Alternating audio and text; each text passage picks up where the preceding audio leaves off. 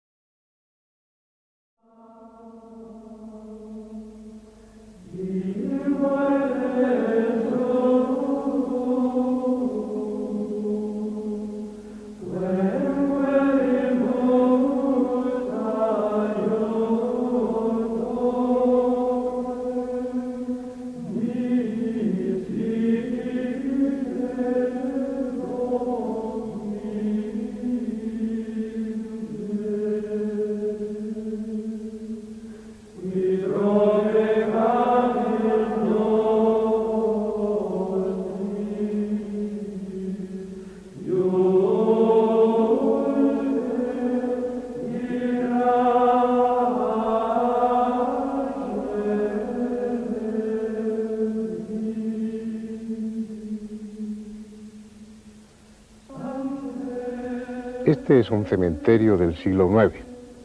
Sus tumbas fueron labradas en la roca y hoy están vacías, como agujeros inútiles.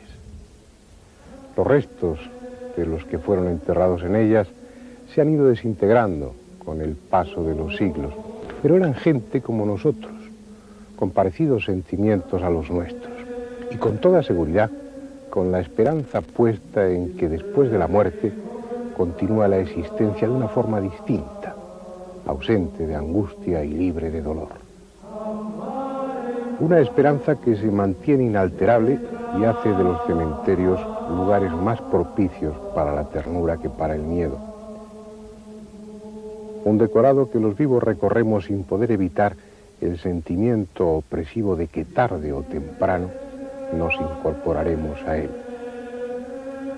Cualquiera de esas tumbas puede ser la nuestra, porque todos, absolutamente todos, tenemos una cita inexcusable con la muerte.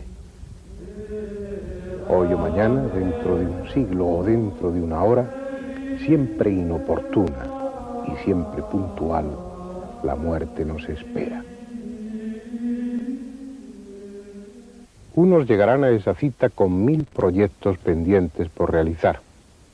Otros, en cambio, lo harán con impaciencia, deseando dejar atrás una vida cargada de sufrimiento. Pero todos llegarán. Llegaremos.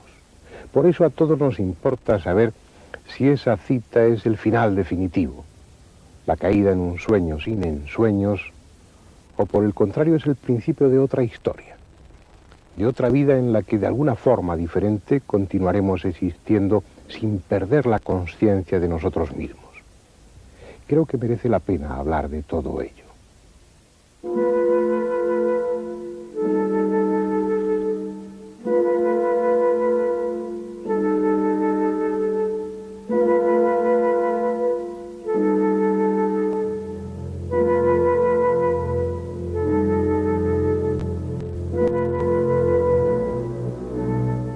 Para las religiones, para todas ellas, desde las antiguas, cuyos ritos solo se conservan en forma fragmentada, hasta las que permanecen vigentes, la existencia de otra vida más allá de la muerte es incuestionable. Al fin y al cabo, las religiones han hecho de esa convicción su mercancía más rentable, su mejor medio de influencia entre las gentes. Según ellas, al otro lado espera el premio o el castigo, el goce de un paraíso eternamente placentero o el horrible infierno de atroces torturas, tan bestial e injusto como los dioses mismos que el hombre ha fabricado. De esa forma, la muerte es para muchos no solo un trance angustioso por lo que tiene de viaje a lo desconocido, sino un motivo de espanto por el riesgo de tostarse eternamente.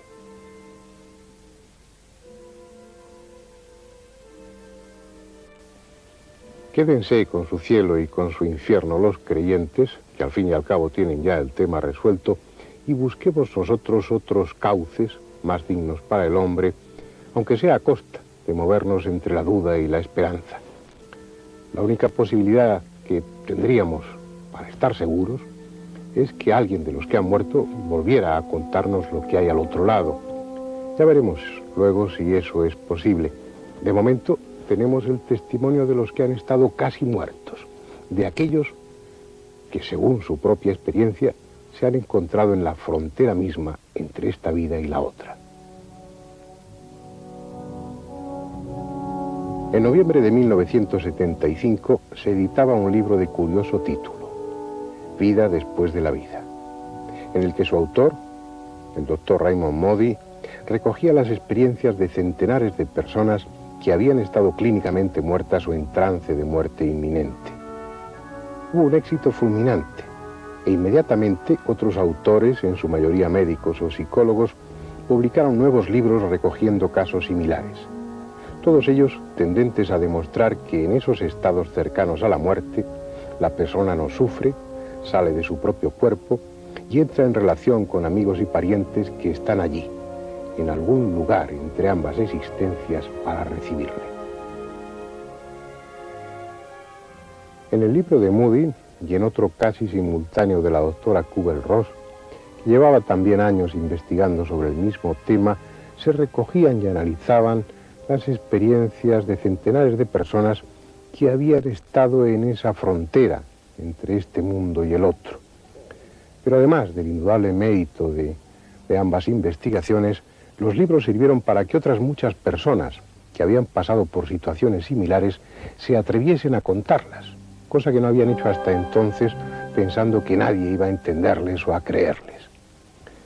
De una forma sintetizada, muy resumida, esa experiencia en los umbrales de la muerte puede resumirse así.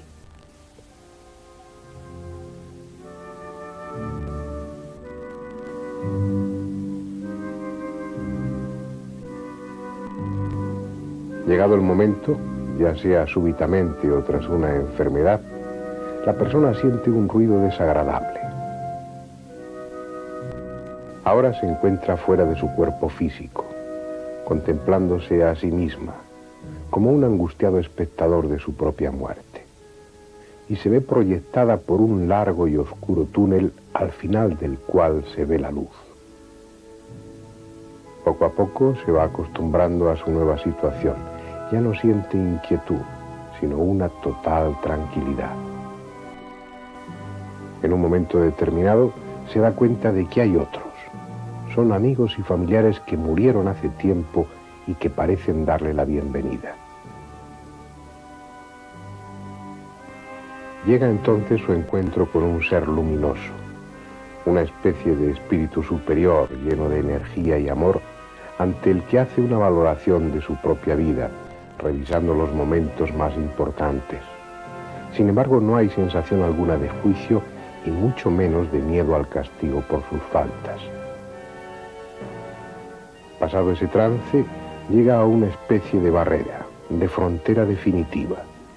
Sabe que si la cruza, no podrá ya volver.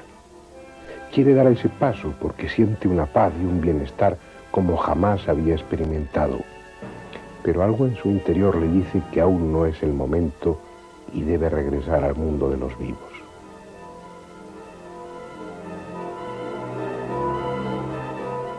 Y sin saber cómo, se encuentra de nuevo en su cuerpo físico. Claro está que no todos los casos son iguales y hay matices que los diferencian. Es más, la mayoría de las personas que han sufrido esta experiencia lo han hecho de forma fragmentada, no completa como esa secuencia ideal que les hemos mostrado hace unos instantes. También hay muchos que en esa situación de muerte clínica o durante un accidente no recuerdan absolutamente nada y ese tiempo ha sido como un paréntesis para ellos en el que no tuvieron conciencia alguna, algo parecido a lo que sucede bajo el efecto de la anestesia. La cuestión es si ese tipo de experiencias relatadas por Moody, por Kubler-Ross y por tantos otros son demostrativas de que la muerte solo existe para el cuerpo y que otra parte de nosotros mismos, eso que llamamos espíritu o alma, sobrevive. Los escépticos, como es lógico, dicen que no, que esas vivencias son vivencias oníricas, una especie de ensueño fabricado por el inconsciente para hacer más suave el trance. Otros argumentan que son estados alucinatorios, debidos a la fabricación de endorfinas por el cerebro, que es algo habitual en los enfermos terminales. Son hipótesis más que discutibles, pero los que no necesitan discutirlas son los que han vivido esas situaciones. Para ellos no hay duda. Nunca estuvieron más lúcidos, más conscientes de todo lo que les sucedía. Y además coinciden en la inmensa sensación de bienestar, de paz que experimentaron y en el escaso o nulo deseo de volver que tuvieron durante ese trance. En lugares como este, las ruinas de un castillo, se puede hablar de ello. Parece un escenario adecuado para contar historias de fantasmas. A fuerza de literatura, asociamos ese tipo de apariciones a muros húmedos, a sombríos corredores. Sin embargo, los que han visto fantasmas, que no son pocos, lo han hecho en circunstancias normales, cuando menos lo esperaban y con frecuencia en su propia casa. Bueno, mi padre murió en el año 1982, en el mes de diciembre, y murió en una casa del pueblo, en una casa de campo, después de 3 meses, aproximadamente 3 meses y medio de enfermedad, de una enfermedad bastante dolorosa. Al final estuvo inconsciente durante prácticamente todo el tiempo. El verano siguiente yo fui a esa casa de campo y estaba durmiendo en mi habitación. Por la mañana, era muy temprano, serían aproximadamente las 6:30, las 7 de la mañana. Nada más tumbarme en la cama, la gata se puso a los pies de la cama, cerré los ojos y de pronto vi a mi padre delante de mí. Le veía solamente desde las rodillas hasta la cabeza, es decir, las piernas y los pies no se los veía, pero lo vi con una nitidez total, pues como puede estar viendo a cualquiera de vosotros ahora mismo. Y de momento me sobresalté, no me asusté, no me entró miedo, lo que me dio es un auténtico sobresalto, me empezó a latir el corazón de una manera muy fuerte y me dio muchísima alegría.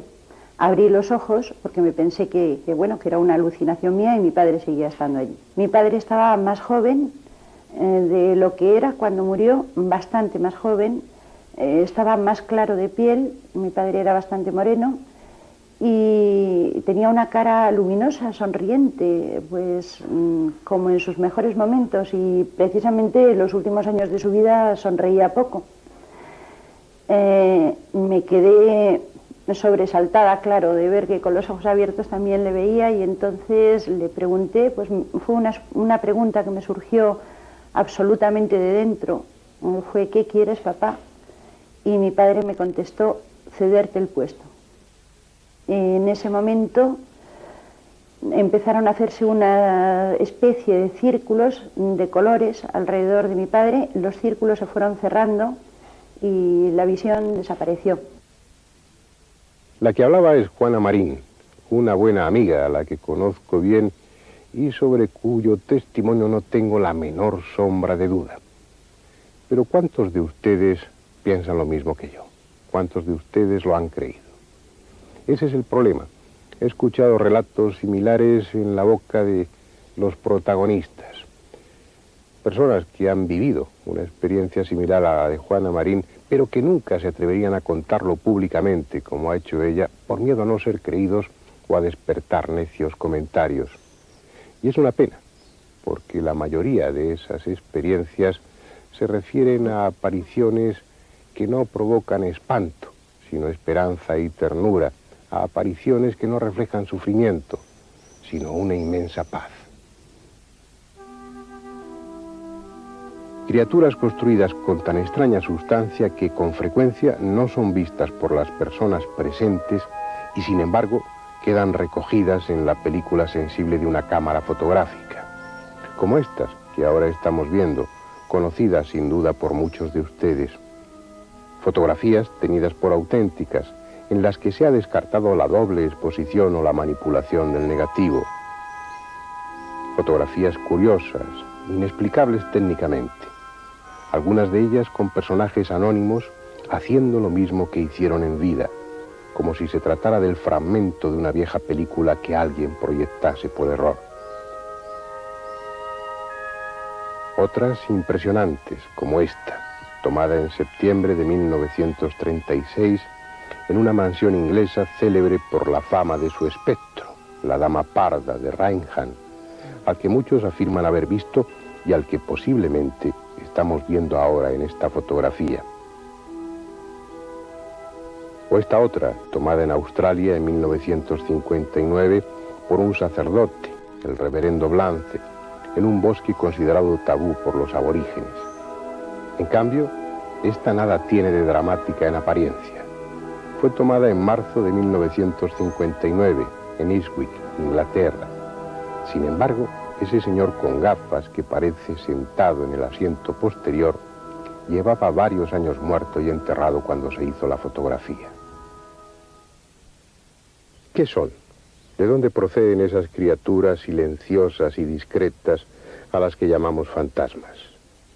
Es posible que se trate de un fenómeno físico o psíquico cuyos mecanismos desconocemos, pero es posible también que sean lo que parecen ser, personas muertas que han encontrado una puerta entre este y el otro mundo.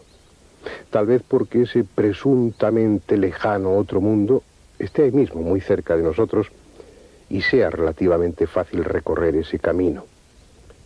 Esa impresión da, porque en contra de lo que muchos piensan, los intentos de comunicarse con el mundo de los muertos son casi siempre fructíferos. A lo más, nos queda al final la duda de con quién nos hemos comunicado realmente.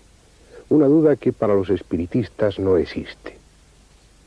El espiritismo es un caudal de conocimientos que, provenientes del plano espiritual, han llegado hasta la humanidad a través de diferentes medios en todas partes del mundo. Entonces, este conocimiento filosófico, por así decir, o religioso, llega a convencer y a enaltecer al humano, al ser, y entonces le convierte en espírita convencido. Pero, aparte de ello, existe el refrendum, por así decir, que nos da la ciencia, las investigaciones científicas que van a descubrir pues, los hechos. Y los hechos atestiguan, vienen a confirmar lo que ya antes nos han dicho en la filosofía espírita.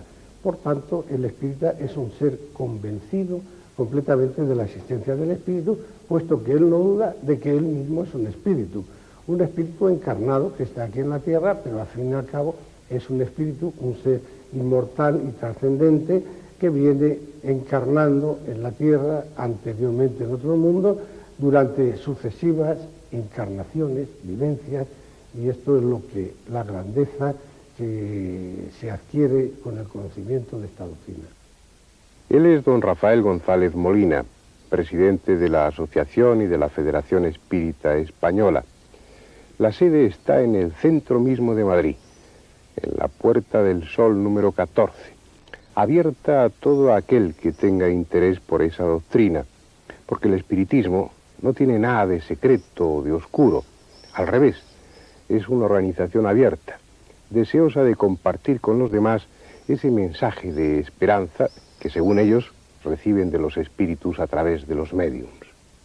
Una facultad del centro espírita, bien organizado, es dedicarse a desarrollar las facultades mediúnicas incipientes en personas que acuden molestas, pues que contemplan cosas, que sienten ruidos, inclusive en sus casas, que tienen sueños anormales y que se ven así turbadas o perturbadas por entidades del más allá, que a lo mejor lo hacen con buena fe, puesto que la mayoría de las veces son espíritus familiares. Todo esto, la literatura espírita está llena de casos que no nos vamos a detener a enumerarlo. Lo que sí es cierto es que un centro espírita, una asociación espírita, tiene que dar mucha atención a los trabajos mediúnicos que se realizan en su seno, que deben de ser periódicos, ordenados y siempre con una finalidad, tratando de sacar, de extraer de las relaciones con los espíritus cosas convenientes para todos nosotros. Otros muchos, en cambio, buscan esa comunicación por sus propios medios, de una forma casi improvisada, sin otro escenario que su propia casa, ni otro motivo que la simple curiosidad. Para ello recurren a un medio tan sencillo como la Ouija. ¿Hay alguien ahí? ¿Deseas hablar con alguno de nosotros? ¿Con quién?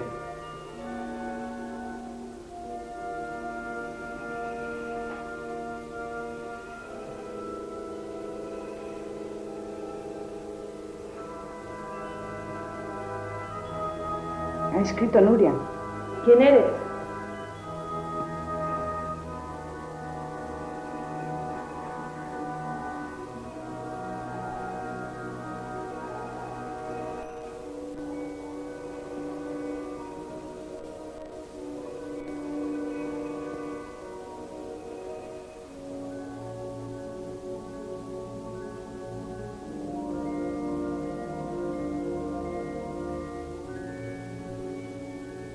La Ouija, o el juego del vaso, como muchos lo llaman frívolamente, es una forma de espiritismo que apenas requiere mediunidad, pero espiritismo en definitiva.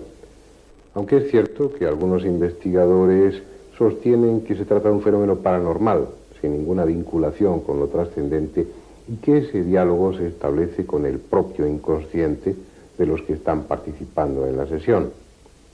No digo que no sea así en ocasiones, pero mi experiencia es que las más de las veces esa explicación tan racional no sirve. Como saben bien los que hayan practicado la Ouija a lo largo de los años, y como pueden saber ustedes en cuanto hayan acumulado el número suficiente de sesiones, en torno al tablero y sin más instrumento que el vaso, se producen a veces hechos desconcertantes, diálogos de un contenido difícilmente explicable con esas teorías, con esas hipótesis tan simplistas. Pero puesto que se trata de un sistema que está al alcance de casi todo el mundo, lo aconsejable es que aquellos que tengan interés en el tema lo practiquen, que lo hagan libres de prejuicios, sin hacer caso de los teóricos. Y al cabo del tiempo, aunque habrá muchas sesiones aburridas, habrá otras en las que tengan la sensación de que la Ouija es lo que dicen que es, precisamente un método para entrar en comunicación con el otro mundo. Algo parecido puede decirse de las psicofonías, esas sorprendentes grabaciones que vienen realizándose desde junio de 1959. Presuntos productos de ventriloquía inconsciente, ondas espúreas, impresiones telequinéticas y otras lindezas por el estilo, pero en la realidad inexplicables técnicamente. Un magnetofón, una cinta virgen y mucha paciencia es lo único que se requiere para grabar psicofonías, aunque las más de las veces el resultado es muy pobre. Palabras apenas inteligibles o a lo sumo una frase de oscuro significado.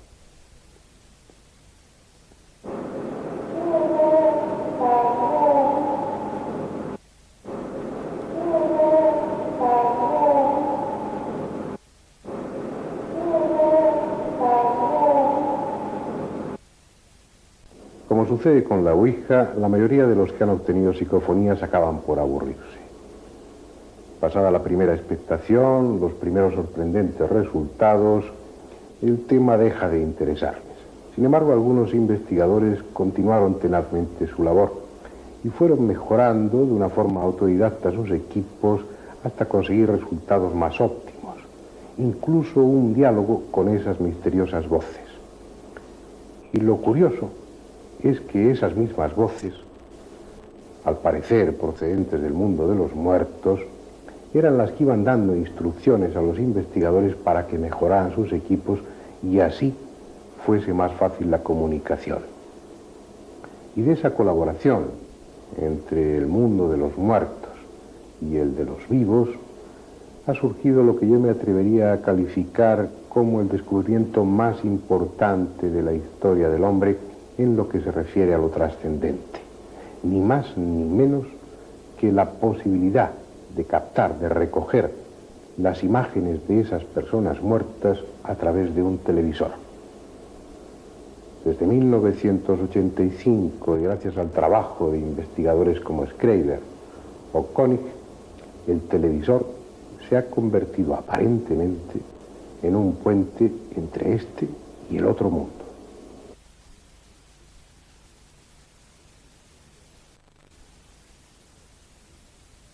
Este hombre afable que ven en sus pantallas es el padre François Brune, durante una conferencia pronunciada en un congreso celebrado en Madrid.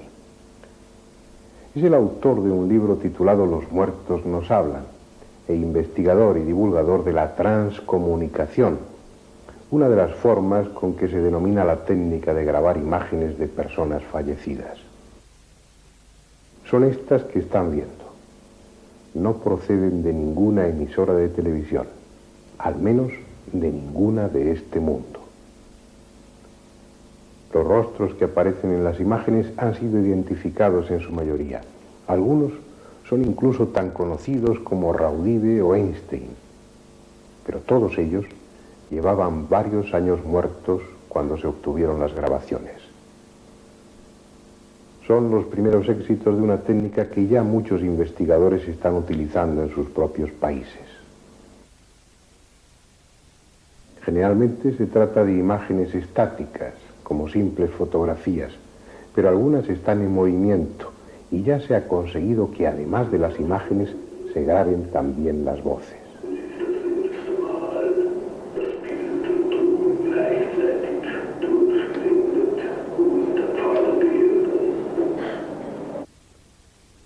Pero no teman que ese tipo de comunicación quede fuera de su alcance. Cualquiera de ustedes puede intentarlo en su propia casa si quiere, porque la técnica es muy simple. Solo se necesita un televisor y una cámara de vídeo doméstica. Es preciso sintonizar el televisor con una emisora que en ese momento no esté emitiendo, lo que les obligará a realizar la experiencia a altas horas de la noche. La cámara enfocada a la pantalla y puesta a grabar. Aparentemente solo estará grabando la nieve, esa serie de puntos luminosos que aparecen en la pantalla moviéndose con gran rapidez. Al cabo del tiempo que ustedes consideren oportuno, paren la cámara, extraigan la cinta, pónganla en su vídeo y vean los resultados. Es muy probable que al principio no se grabe otra cosa que lo que ustedes habían visto, que la nieve de la pantalla. Pero es posible que al cabo de un tiempo, si perseveran en ello, acaben obteniendo cosas muy diferentes. Como prueba de ello les voy a mostrar fragmentos de una cinta grabada con este sistema. La obtuvo un grupo de investigadores, de jóvenes investigadores de Tenerife, dotados de más entusiasmo que de medios técnicos. Sin embargo, como verán ahora, los resultados son sorprendentes. Ese grupo ya se ha disuelto, pero en su día me dieron permiso para divulgar la cinta. Véanla ustedes.